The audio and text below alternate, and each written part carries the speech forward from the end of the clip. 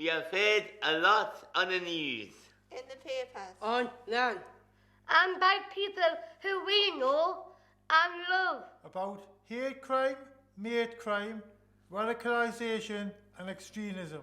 So we have teamed up with learners from Newcastle City Learning, the Home Office and experts across the region to find out more about these issues.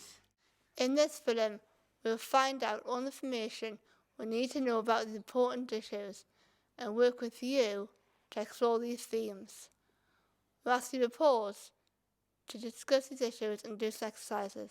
So let's kick off with hate crime.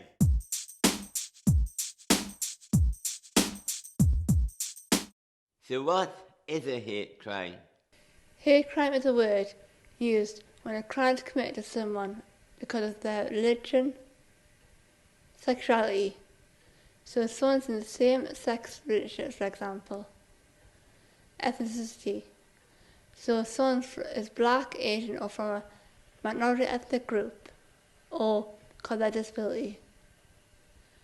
Everyone should be treated the same, but unfortunately, some people don't think this. And sometimes they target people because of the difference. They can call people names, threaten or hurt people, and this is called a hate crime. We were coming back from Pride. By the time we got back, we noticed the car had been set on fire. It was set on fire because my friends were gay.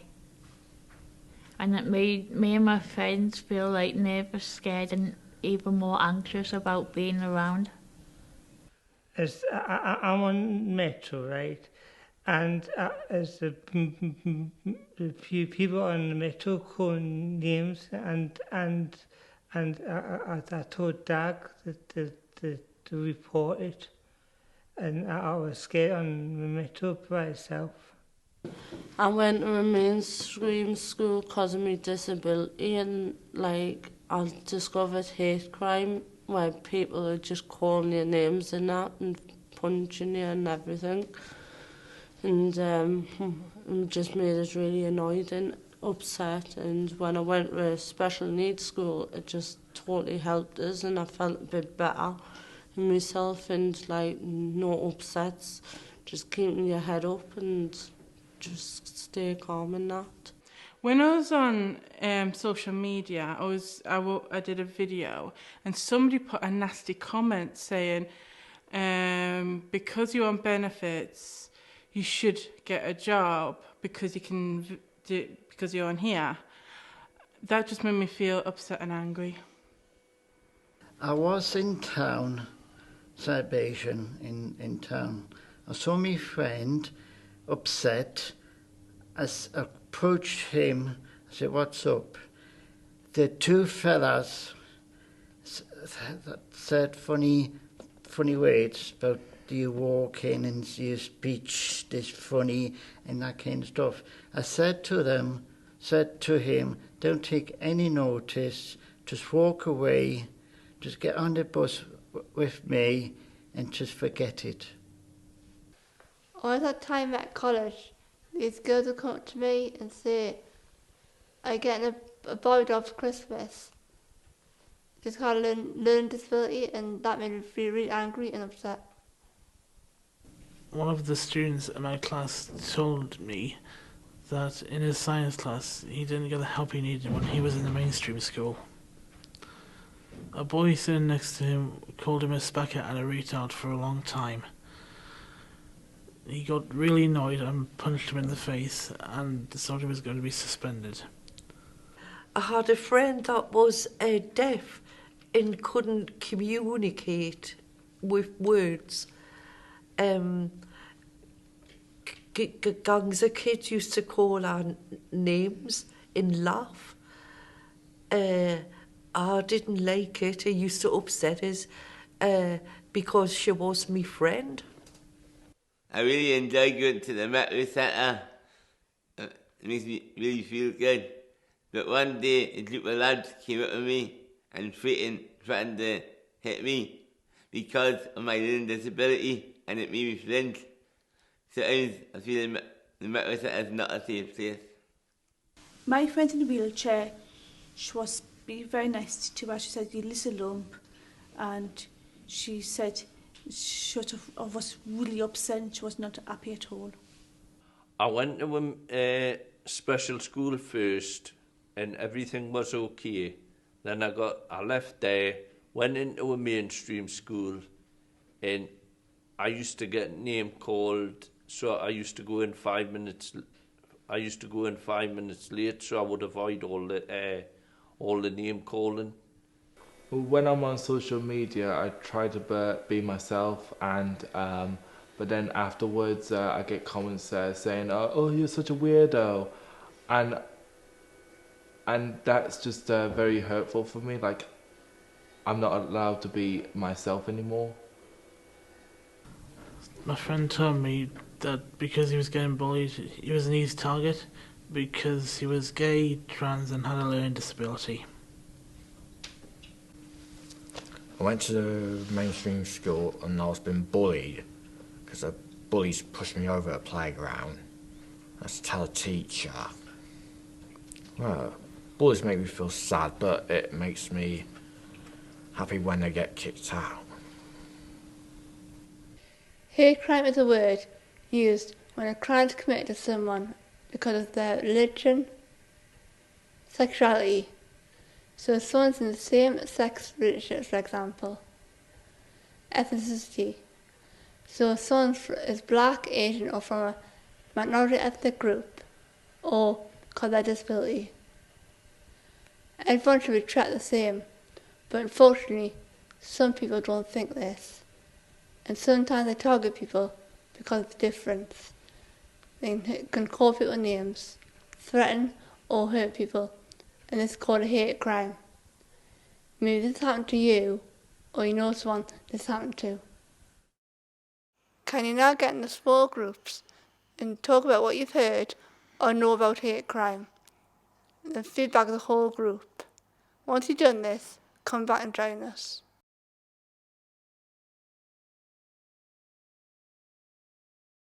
Now you know a bit about hate crime, let's go and find out more from the experts. I'm here outside Newcastle Civic Centre, a bit confused about what is hate crime. A hate crime is when someone does something that's hurtful, harmful or upsetting to another person or a group of people because they don't like their race, their faith, whether or not they have a disability, their gender identity, so man or woman, and their sexuality. And it's one of those issues where it can be really deeply upsetting to someone who receives this hateful action. And it's illegal in this country. So if someone is horrible to you because of your disability or because of how you look or how you talk or act, then talk to a trusted person and report it to the police, because you shouldn't have to put up with it, and we can get you some support. What is hate crime? A hate crime is any incident or a crime where your characteristics, a person's personal characteristics, are a real factor in why that person has been targeted. So that could be the fact that they have a disability, they've been targeted and they've been had something unkind happen to them because they are disabled, because of their sexual orientation, which means who they like, who they fancy, because of their gender identity, which is because they're a man or because they're a woman, or they may feel like they don't identify as either, and they might feel like they are a blend of both genders. It could be as a result of their age, and it could also be as a result of their race and their religion. So it's being targeted because of who you are. The main thing around hate crime is that we do not accept it at all. It's really, really nasty. And I may be explaining it in rather simple terms, but the one thing we would like to say to you is it's not acceptable. So if you have a learning disability or you are deaf and someone laughs at you because you wear a hearing aid or because you use sign language, or if someone calls you really horrible words, or even worse, if someone grabs you and assaults you because of your disability, because of who you are, that is a hate crime and it's not acceptable at all. So how does hate crime affect? Is it just people with learning disabilities? No, it affects people of different races, religion, if you're LGBTQ, if you're transgender, all these different groups are affected by hate crime. In terms of BME, we have, obviously we have a hate crime advocacy service where we work with all the groups affected. Then we also have a BM advocacy service where our clients are also affected by hate crime, so they might get called names, racist names, go back to your own country, black bastard, things like this. Neighbours, objecting to them being on the street, they target them on the street. They might put rubbish in the gardens. They throw things. We have physical violence, physical attacks, property being attacked. Leave your car outside, it gets scratched, things like that. Have you got some clients who've... Yes, in Connected Voice Advocacy, the project I work, which is for Black, Asian, ethnic minority group, and we do have a lot of people that complain about it, and they say that they've been attacked racially, even for their faith. Maybe they've been blackmailed for the money because of the language barrier, and it's also we do have in our organization for a hate crime different range of people. It doesn't matter male or female, they get that reported. They don't take it themselves, and they don't feel that is a major issue. It's sometimes easy. They can contact with the police or whoever, friends or family or neighbors who they can trust, and all the time they're helping them. Get to them and speak about it, or if they are not available, they can contact with other organizations such as Connected Voice Advocacy, which we can offer this support. We do have a hate crime advocacy. There's an increase in number of hate crimes being reported. This is sometimes put down to because better reporting, people are encouraged to report hate crime, but also hate crime does increase in respect to certain incidents. So there was a spike after the Brexit vote, there's been spikes after terrorist incidents. This all leads to increases in hate crime, and the general, and also austerity, I think, is identified as an issue. So then people who are disabled get targeted because they're seen as if they're on benefits and things like this. Yeah, and I think for myself, because I am from other country, I've been experience hate crime myself, especially after Brexit. Very quickly I had that experience, and I know that is how it's difficult to get over it.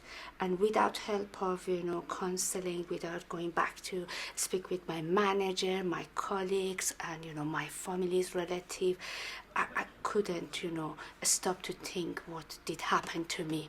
And I think this is really important for the people when they experience hate crime. They accept other help, and they also be open and honest to talk about it. I think this is really important, because help is out, and they can get a help. They can recover without they carry everything themselves. Yeah. Do people in the LGBTQ community experience hate crime? Yes, sadly they do sometimes. It's perfectly possible that somebody wouldn't, but just from time to time there might be some verbal or some physical or other type of abuse that might happen. for it to be a hate crime, what needs to happen is that person is going to be targeted by somebody because of something about who they are as a person. And in this case, we're talking about them being lesbian, gay, bi, or trans.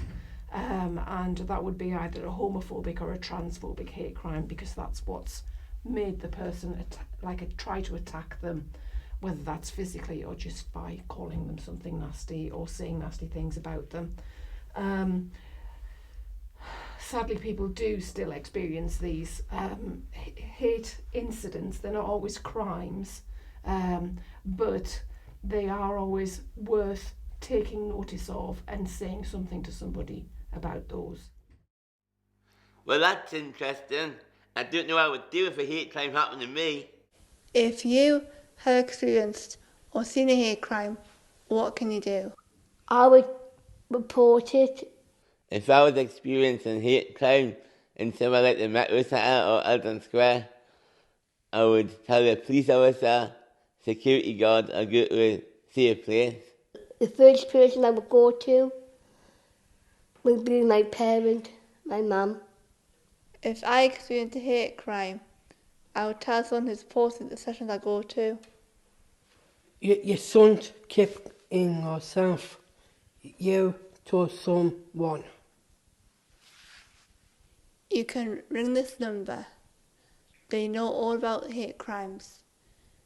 And you can just have a chat with them. They will not make you report the crime if you don't want to. They are there to offer you help and support. If you did want to report the crime, hate crime, they would support you to report it. If you were experiencing something that was happening to you there and then, that was happening now, and you felt like you were in danger, I would get somewhere safe. However you can do that, get somewhere safe, have your mobile phone on you and call 999. And I do understand a lot of people maybe feel a bit worried about calling the police and speaking to us directly, but as you know, we're both police officers and we absolutely want people to report hate crime, and 999 is the number to use if something is happening there and then. So that would be my advice to you. But then if it's something that happened earlier in the day, something that happened yesterday, last week, and you still, I would want you to report it to the police so that we can look after you and get you support. Then there's a couple of other things that you can do. You can telephone your local police on 101. That's wherever you are in the country, that will go to your local police force. And you can speak to the police and we'll come and visit you and take the details. If you don't want to speak to a police officer face to face or on the telephone, you can report it online through the Northumbria Police website. And that's quite handy because it means you can do that in your own time and you can take as long as you might need. Or there are options if you don't want to speak to the police. We do understand that some people might have had a bad experience with the police, either in the past or whatever part of the world they come from, and won't want to speak to the police. So what you can do, you can go online and we'll use the telephone to report it to Stop Hate UK, this wonderful poster in the background here. There are details for Stop Hate UK, which the information will go to Newcastle City Council, and then if you don't want the police to know that it was you that reported it, for whatever reason, that's fine. But the information about your incident, so where it was and the nature of it, will still go to the police so that we get a good overview of what's going on in society. You can also report it to True Vision, which is a national service, anonymously, and again, the details will still go to the police. But the best thing, the thing that we always want, is people to report stuff to us so that we can get you support. I think a point as well to make is that if you're not able to ring 999, you can text 999. That's the new service that, well, actually I'm saying it's a new service, it's been around for a long time, and originally it was set up for people who are deaf or hard of hearing, but actually a lot of people across communities who don't like to speak on the phone use it. So I can send you some details in terms of that around the text 999 service. You do need to register your number, so you just text register to 999 and then you're set up to use it. And all you need to do in terms of texting is your name, a brief information about where you are, so just the road or postcode and what's happened. But again, get somewhere safe before you do that. So there is that option. And also our online facility on our website can be shown in 500 different languages, and there's a live chat function there. So if you're unsure about anything, you can talk through it with a live chat function, and they might then decide to connect you to somebody else if necessary. In Newcastle, a charity that we have called Stop Hate UK, and they've got a special number that you can ring that you can tell them what's happened. This is really good as well if you're not sure if you need to tell the police because someone's called you a nasty name, and is that really a police thing? But it's still really upset you. You can always speak to them and they can help you if you change your mind and decide that you would like to go ahead and chat to them. They've got a phone number which is 0808 802 1155. They've also got a website so you could do an online form, and that is stophateuk.org, or you could always Google them, Stop Hate UK, and it'll all come up for you. They also have a BSL, British Sign Language translation service, so if you have friends who use British Sign Language to communicate, they can go online and have a webcam chat with someone who's fluent, who can take down their concerns and worry for them. And this is for any type of hate crime, whether it's about how you look, who you love, or how you get on with your day and how you communicate. And always talk to someone. There is always people there to help and support you. In small groups, can you discuss what you would do if a hate crime happened to you, or if you witness one happen to someone else? Feedback the whole group, then come back and join us.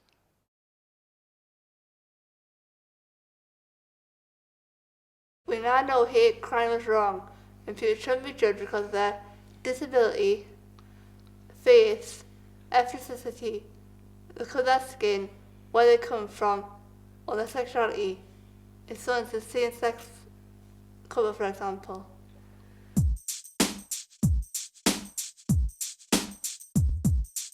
It is important to treat everyone as an individual and not group people together because of their disability, sexuality, faith, or ethnicity.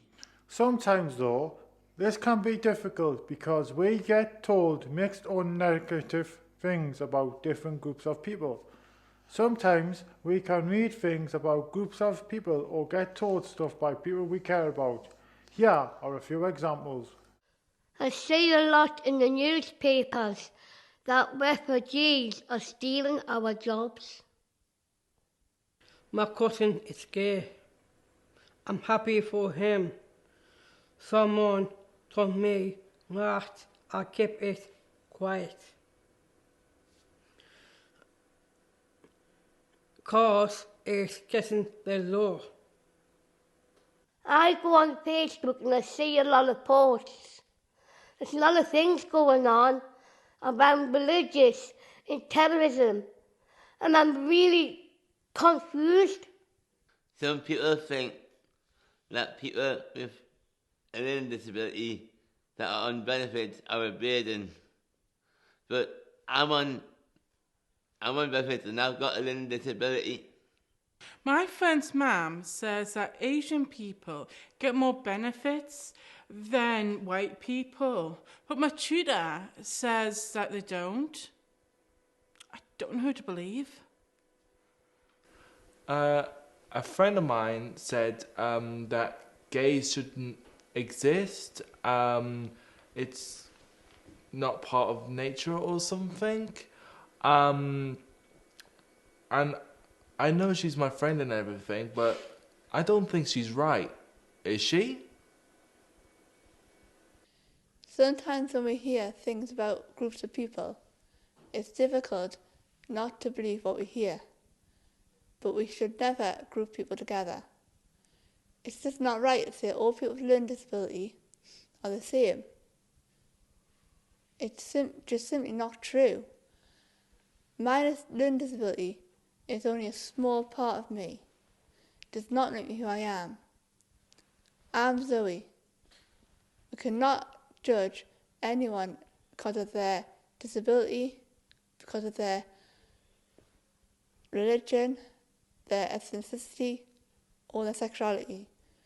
Everyone is individual. No two people are the same. So what do we do when we hear negative things about groups of people? And how can we make sure we treat everyone the same and know what to believe in the papers and online?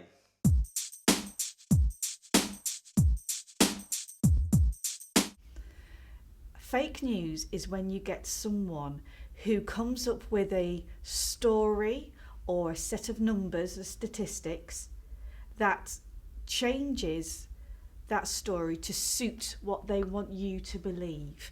So they might say 70% of people looking for a job shouldn't have the money because that don't deserve it, because they could work. And they may well have made up that number or taking it from somewhere where it's not really what it means to say. And it's a very difficult thing to deal with. I would always question something hurtful or harmful that someone has said to you and say, why do you think that? I think the other thing is that we already know that some of the stuff we read doesn't always claim to be true. And people, for all different kinds of reasons, will still print things or put things online knowing they're not true, and then make whatever, tell whatever story about it afterwards. But we know, for example, that the guy who runs Facebook has already said that he will allow people to post things about things that matter, about politics, about minorities, for example, that are not true, and he won't do anything about it. So we know that that's happening. So if we know that's happening, it doesn't really matter, if your boyfriend or girlfriend or mother or father says, well, I've seen this on Facebook, so therefore it must be true. Everybody's saying it. It is so sad that there are fake news, but unfortunately, lots of things that we are seeing on Facebook that come out as sponsored, so people are paying to get them on Facebook as sponsored headlines, aren't true. And I think we feel that everything we see online, everything we read in the newspaper has got to be true. And actually, a lot of it is just selling a story. So there'll be a little bit of the truth there and a lot of rubbish in with it. So to take the example that a lot of people say, anybody who suddenly arrives here, immigrants coming from overseas, immediately get council houses or benefits that we don't get. We know that's not true, but people repeat it because they want people to believe it for other reasons. One of the reasons being that if everybody believes that and then a politician takes advantage of it and says, I'm going to do something about that, they don't actually have to do anything because it's not true. But then everybody thinks, wow, he's a great politician, so let's support him.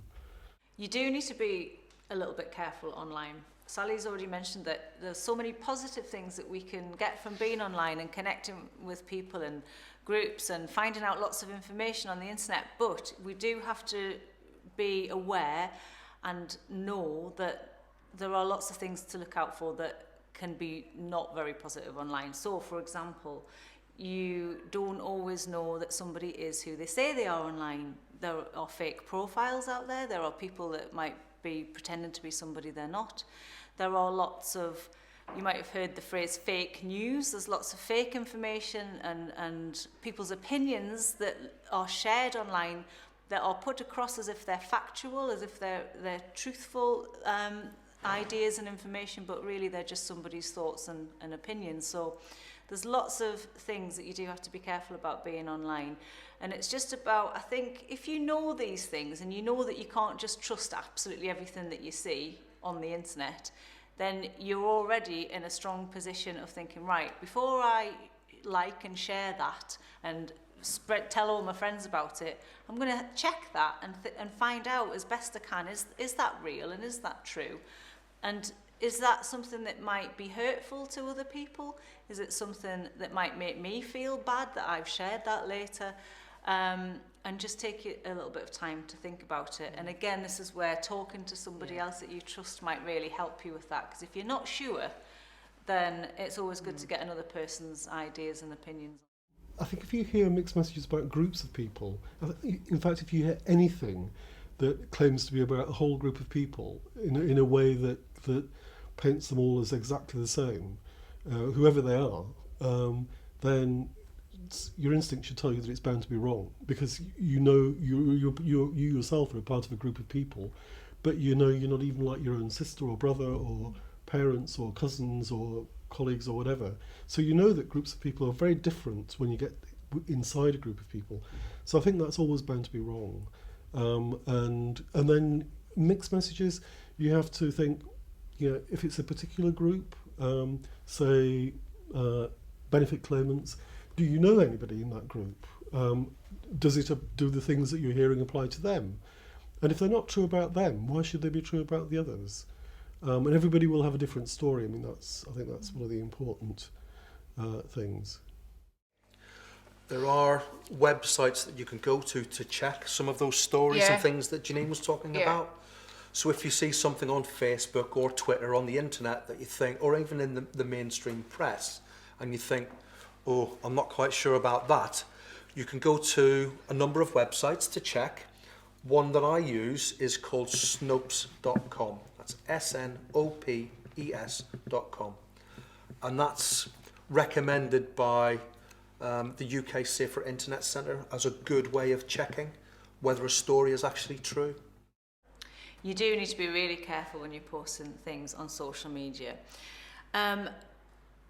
The reason you need to be careful is because posting something online is really different from having a little chat with your friends privately at home or over a cup of coffee.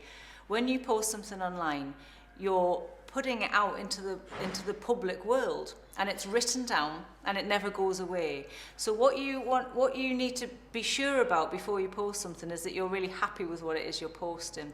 And one of the things we do is we have a little checklist of things that people can keep next to them when they are posting something, to just check that that they understand what it is that they're posting, because you don't want to you might see something that one of your friends or family has put online and you might want to like it and share it, but you're not really sure what it means or where they got that information from. And certainly if it's something that you think is saying something negative about a person or a group of people, you need to think about how that's going to make people feel, and you also need to think about that might actually be against the law to share that.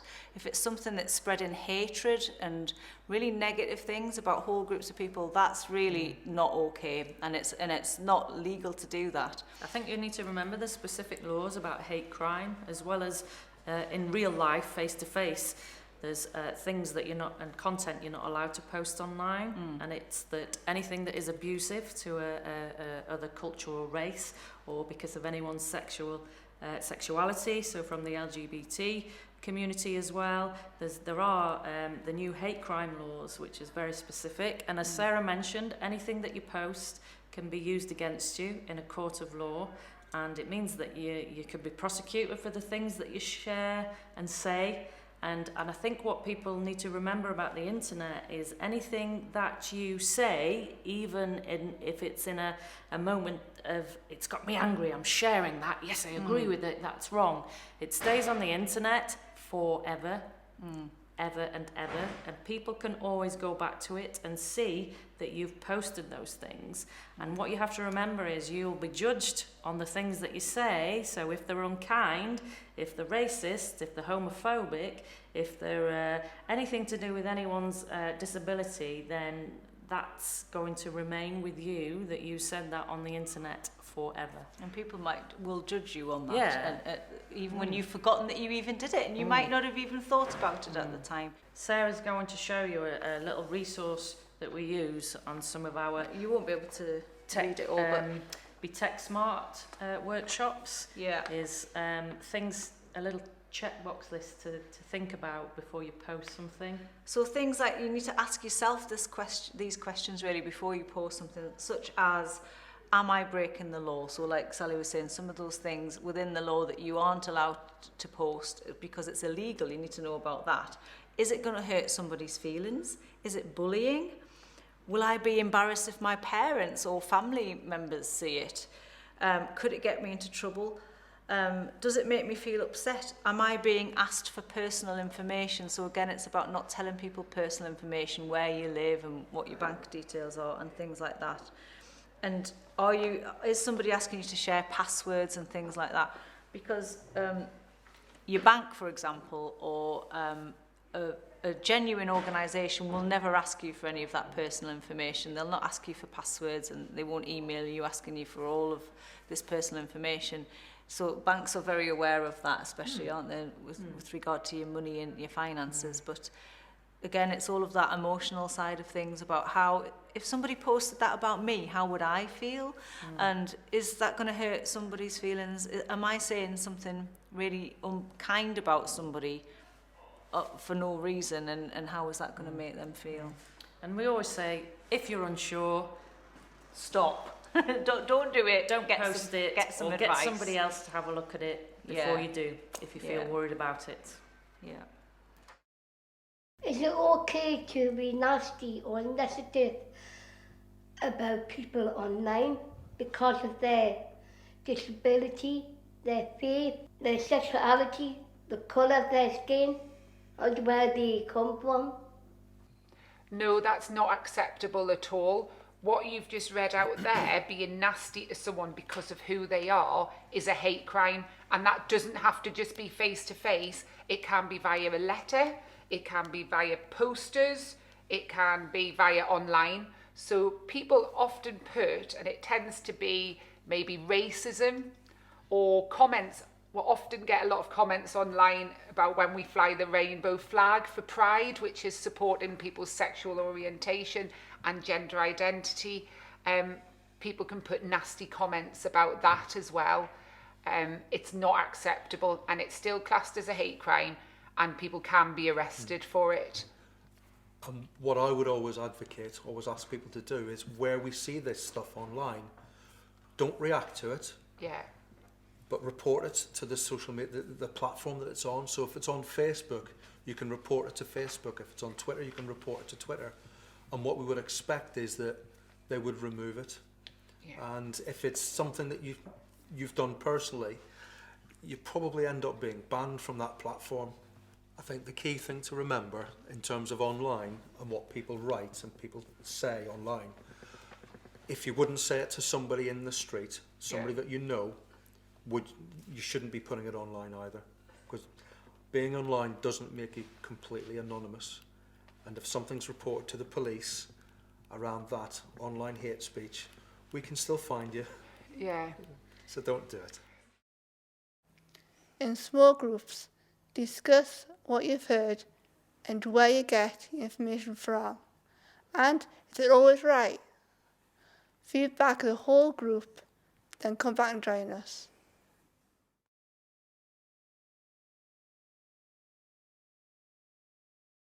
I feel that we know a little bit more about checking our values. Do you? We are now going to do a little exercise to help us explore our values. In your pack, you will see 3 signs: yes, no, and don't know. Place them around the room, then we are going to read out some statements.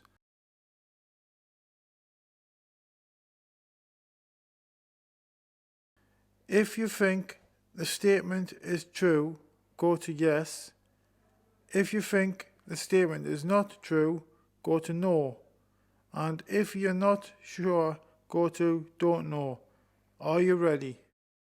Stop this film now and press play once you're ready.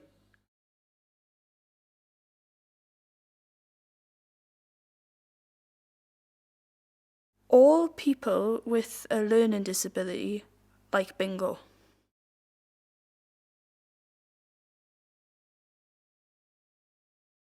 All people from Liverpool are tall.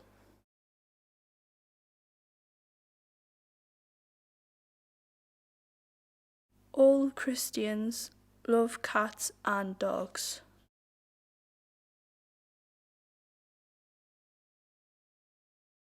Everyone from Gateshead cannot be trusted.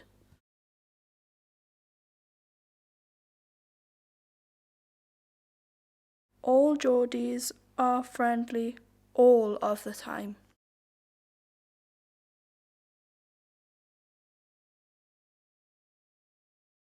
People who wear leather jackets commit more crime.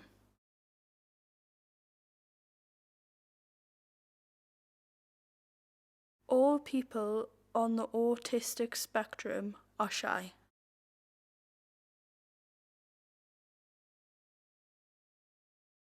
All people who have a disability do not want to have a job.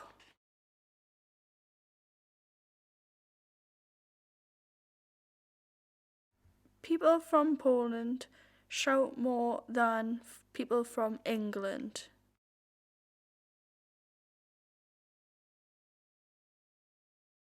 Older people are more bossy than younger people.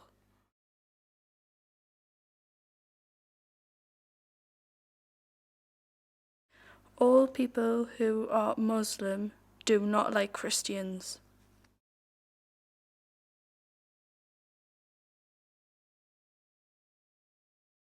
All people who are in same-sex relationships always wear colourful clothes.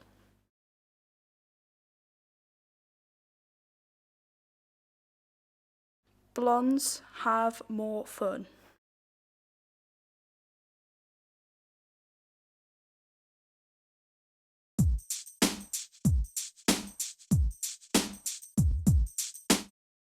So what is a mate crime? To understand what a mate crime is, we first need to know what a mate or friend is. A friend, I would say, is somebody that wants to spend time with you because they genuinely like you and genuinely care about you. Often we have things in common with our friends, we have similar interests, or there's things we like doing together. And sometimes there's things that we are completely opposite about and we might have completely different interests. But a friend will always treat you as an individual and have an equal relationship with you. So they will never tell you what to do if you don't want to do it, and they will always listen to your thoughts and feelings, and you will do the same for them. It's about being kind to each other and listening to each other and enjoying each other's company. And I think having respect and liking someone for being who they are as a person and someone you can share interests with. I think we always say as well, remember Sarah talked about an equal relationship, so we think a friend is probably not your parent, it isn't a paid member of staff, it isn't maybe your tutor at college, or it isn't maybe somebody that's your PA. It's somebody who likes spending time with you for being you, and you can share moments in your life. So you can share happy moments, sad moments. They like you when you're happy, they like you when you're being awful and grumpy, they might have an argument with you and you might fall out for a bit, but because you really like each other, you come back and you sort that out and you have a conversation about it. And that really is friendship. What is a mate crime? So mate crime is when somebody pretends to be your friend, essentially. They might want to take advantage of you in some way. So they'll at first might seem like they're really kind and really nice and they want to be friends with you. But actually they've got something else going on. They want to actually take advantage of you in some way, whether that's through taking things from you or making you feel uncomfortable or making you do things that you don't want to do. And then they can use the idea that you're friends to get you to do things.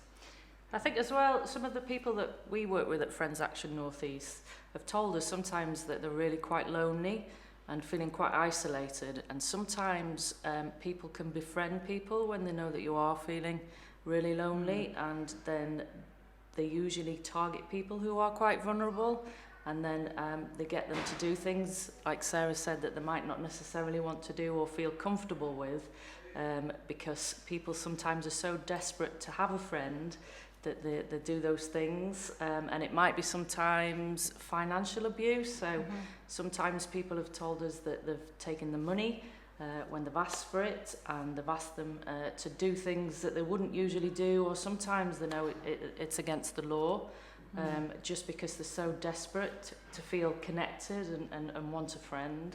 So I think then that's something that is defined then as a mate crime, because there are sadly people that do those things because they know people are vulnerable and quite easily led as well. Quite a common example of a mate crime is maybe a person with a disability of any kind, could be a hidden disability or an invisible illness, who is on benefits, and they maybe get, I don't know, £5 a day. And this friend, and I'm saying it like this because they're not a real friend, says to them, if you give me £5, I'll go and get all your shopping. And actually, they just go and get them £1 worth of shopping and keep £4 for themselves. And that's not a friend. That's someone who is exploiting and taking advantage of them and pretending that they're doing them a good turn, that they're doing them a good deed, and that they're supporting them, when really they're just taking, and they're stealing from them and taking what's theirs. It might not even be stealing benefits. It could be inviting themselves round to the house all the time and pretending that they're a friend, but they're eating all their food, or they're bringing loads of alcohol round and drinking in their house and getting a bit rowdy and getting that person into trouble. The person who lives there, getting them into trouble with the housing association. So there's lots and lots of different ways that mate crime can be conducted.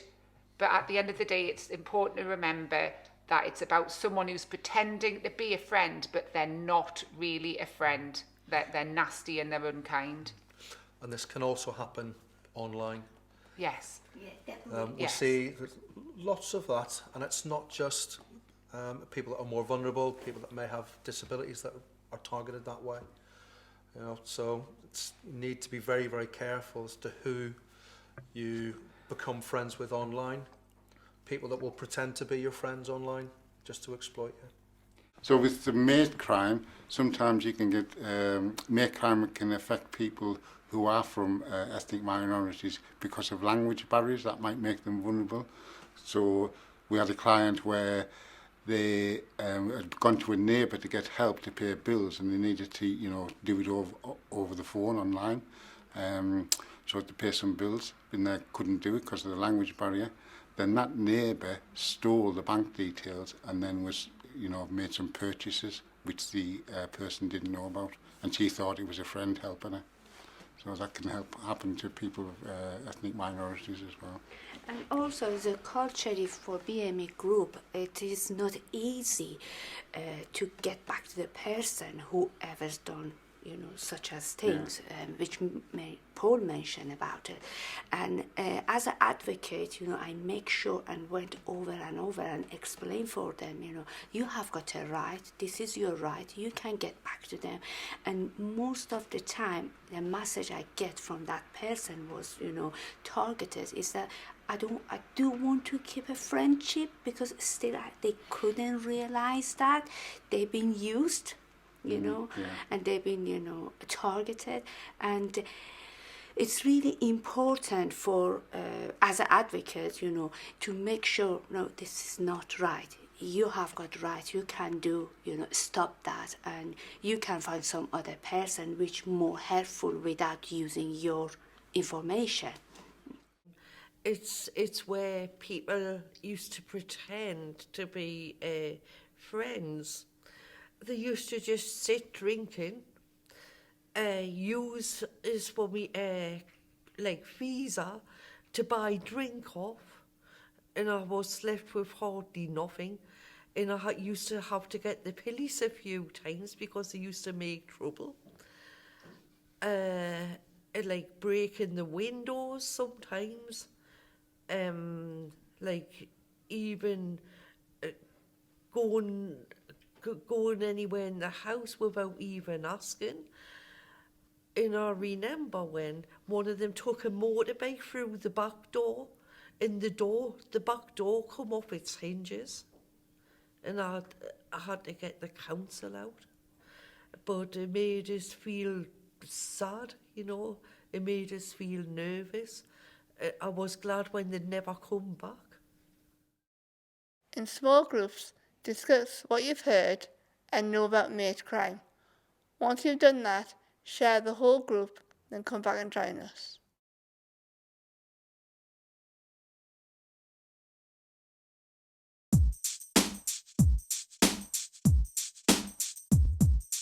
Now we know how to check our values. Our values are really important. When people don't treat others equally, that's when things like hate crime can happen. And extremism. What is extremism? That's the easy one. Extreme is, well... Yes? It's difficult to explain. This is what we found out when we went to ask experts. Extremism is when you have a group of people who take their own beliefs and opinions to the very extremes of behaviour. So, for example, everybody has their own opinion about who they want to be Prime Minister, who the best football team is, or what they think people should be entitled to on benefits. It's when somebody takes that opinion further and is hateful or upsetting or offensive, or tries to encourage other people to hurt others, or even tries to hurt people themselves. That's when it becomes extreme. It's one thing to have a disagreement with someone, it's another to act on it and hurt people. Extremism is where someone has vocal or active views that are against core British values. It could be against democracy and other sort of fundamental beliefs that are sort of at the heart of British society. So being accepting of other faiths, other religions, etc., etc. So where people do something that is against that, that's basically what extremism is. There was another bit that was added a little while ago, which is where people call for British military personnel to be killed. Something very, very horrible that we shouldn't be doing, and that's deemed to be extremism as well. You might think certain laws and beliefs that other people have aren't fair or right. How can we speak up about this without hurting anyone or treating them fairly? It can be really difficult sometimes to put across what you feel about a subject in a calm and peaceful way. Everyone has strong opinions on different matters now and then. So, for example, there are some people who think that there shouldn't be any animal testing at all, not even for medicines, that people shouldn't eat meat, or that a lot of animals should be let free from places like zoos. There's lots of people who campaign peacefully and positively about this and try to persuade other people of other ways of living their lives and doing their work. But then there's always some people who can take things to the extreme, and we don't want people to do that. So you do get some extremist animal rights organisations who think it's okay to harm and hurt other people to make their point. What we'd say to people is, if you have a concern, or if you feel you want to protest or debate a point, that there are lots of positive ways to do that, from learning lots about a subject, such as learning lots about people who come to live in this country as refugees, finding out what goes on in your local community, talking to people, and you can always write to your local politicians, your local councillor or your member of parliament, and say to them, this is an issue that you're worried about. There are sometimes some people who like to go and stand in places where everyone can see them doing things called demonstrations or protests. And quite often you'll see them with bits of card waving around. Extinction Rebellion's one of them at the moment. Well, up here in Newcastle, they tend to do a lot more of positive work to try and educate people. They do a lot of meetings, a lot of educational chats to try and persuade people in a really positive way. And I think that's sometimes the best way to go. If you are worried about something or feel that there's an injustice that you want to talk about, have a chat with a few people and see how you can best do it. Is it by writing letters to people? Is it by perhaps standing up and saying, we want this thing to change? Anything like that that can be done can be really positive. Just don't take it that bit further where you might actually cause harm or offence or hurt someone, either intentionally or otherwise. And it's really important that we are all allowed an opinion, like Bart was saying. That's the core part of being British, is we have a right to express our views, but do it in a way that is respectful, that isn't harmful, that isn't unkind. So, extremism is when people have extreme views about groups of people, or values that go against the law, British values, and act upon them, which can hurt and harm others. Now in your small groups, talk about what you've heard or know about extremism.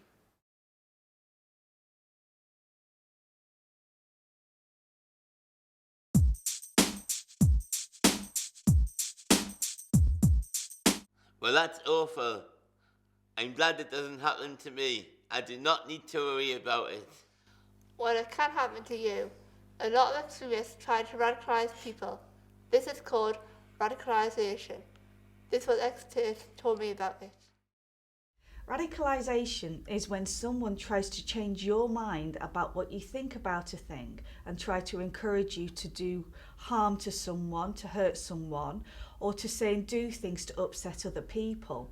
So, for example, you may not think that there's a problem with a different football team, but if you come across someone who tries to persuade you that this other Football United are a horrible team and their fans are dreadful and they're all less clever than we are and they don't deserve nice things that we do, then that's them trying to radicalise you to change your opinion from a normal everyday one to a radical opinion, an extreme opinion. And often with radicalisation, when the police and the councils use that term, they use it because someone is being taken advantage of. So they're being made to believe something that perhaps they don't really believe themselves, but they get pressured and bullied into taking action. So they may be pressured into hurting someone or pressured into talking to someone in a horrible way or be mean. And that's why it's quite a difficult thing to deal with. Don't believe everything you read or see or hear, whether it's from your family, your friends, your colleagues at work, whether you see it on television, where it's kind of really powerful because people get their news from that. If you read it in a newspaper, don't believe it necessarily. It's not all wrong and it's not all false. The weather forecast is generally reliable, but not in my experience every day. But everything else, you need to be sceptical. And I think working as a historian, you find lots of people write their memoirs or their diaries or their autobiographies. What they give you is a kind of very different impression that's good for them, very different from how it really was. So we're always sceptical about history, about what people did in history. Second thing is think for yourself. If you're hearing something and it sounds wrong to you, it just doesn't make sense, it doesn't add up. Don't just go along with it because that's what people are saying. It is if you don't get it, then you need to ask questions about it. That will be the second thing I'd say. Think for yourself. Third thing is don't put yourself in a position where by agreeing with what people are saying, you feel uncomfortable. That people are inciting you or asking you to be aggressive or violent or discriminatory against somebody. you have to be your own master. You have to listen to what your instincts are saying, not just go along with the crowd. Radicalisation ties in quite closely with extremism, and radicalisation is a process by which somebody who may be vulnerable is targeted and is pushed towards or recruited into doing things that they might not want to do by terrorist organisations, right-wing organisations, left-wing organisations. It could be extreme animal rights organisations that want somebody else to do criminal acts on their behalf. So they will target somebody that might be vulnerable, target them online, which is where a lot of this happens. Janine mentioned about people being isolated in their bedrooms online. They're the sort of people that become vulnerable to this and become victims of this. And do you know what's a really good way to maybe even make sure that you don't get caught up in that? Because it's important to remember that radicalisation could affect anyone, and loneliness is a really big thing at the moment. And we're now looking at loneliness being diagnosed as a medical condition. It has such an effect on you. You feel low, you feel anxious, maybe have panic attacks. It's just maybe trying to look at the bigger picture. So if you see something on Facebook that maybe is really worrying, but it's just one little poster and it maybe goes on about veterans, people who fought in the war, that they don't get a lot of support, but Asian people get lots of support, that might really wind you up because you've got family who fought in the army and the armed forces. Just maybe go onto Google and do another search, do a little bit more reading, come here and talk to people about it, go to the library, because actually these things aren't true. People from other countries who are coming into this country do not get more support than veterans at all. Everyone deserves equal support. So just don't believe everything you read, and yourselves, and for the wider community watching this video, you're clever, intelligent people who can look a little bit further than just what's on Facebook. So just don't be sucked into a lot of these messages that we are seeing, and just look at the bigger picture. Everybody knows somebody who belongs to a group that gets bad things written about them in newspapers or bad things said about them on television. So people often write sweeping generalisations about people on benefits, for example. But you will meet people who are on benefits, and you know that in those cases it's not. You understand why that's happening, why they're doing it, why they're claiming benefits, and that they're not bad people. So why would you believe that about the people you don't know? So I think everybody knows somebody in one of those groups that are discriminated against, and the thing is to talk to them, and then just use a little bit of common sense about it. It's not difficult to do. And if you don't know somebody in one of those groups, then talk to them. Get to know somebody and ask them what it's like to be homeless, for example, or to be a refugee. Now, in small groups, discuss what you've heard or know about radicalisation.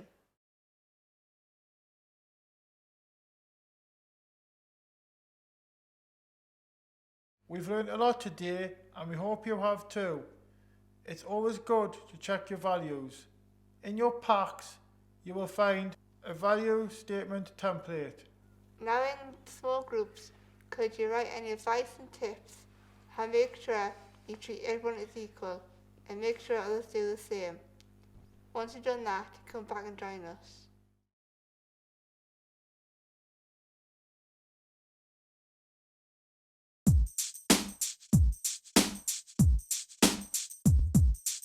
They sound like great pieces of advice. Thanks for taking the time to work with us on all our valued projects. If you agree with all the statements that you have made, take a picture and show your statements or any of your group by tagging us in on Facebook or hashtag AllValued. Bye.